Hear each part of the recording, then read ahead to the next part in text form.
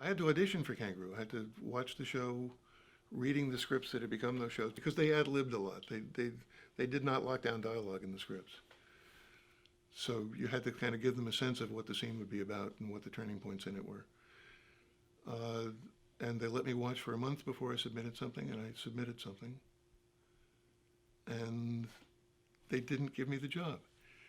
They said they wanted to see one more piece and told me what sort of piece it should. No, I guess they wanted two. I've never told this story in public before.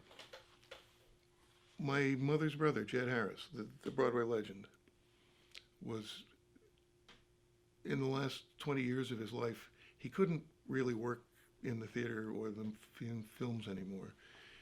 He was quite deaf, for one thing. For another, he'd left a string of enemies behind him. He was a very volatile person.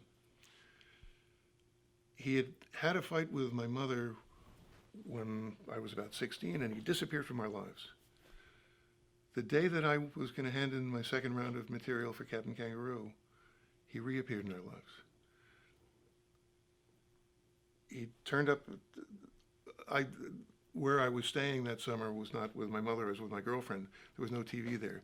In order to watch Kangaroo, I had to go to her house to watch. I found him sleeping on the sofa in the living room. So he got up, he watched Captain Kangaroo with me. He read my 2 audition pieces, and he critiqued one of them brilliantly. It was a crash course in how to write comedy, things that I still remember, things that I'm now teaching. I'm teaching these same things to my kids.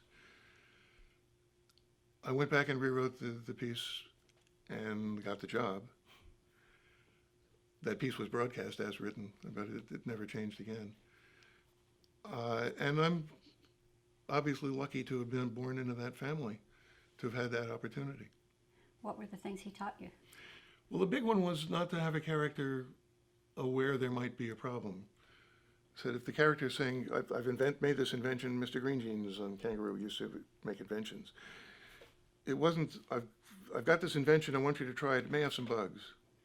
That's letting the air out of the balloon. This is going to save mankind. This is the greatest invention ever. I offer it to you.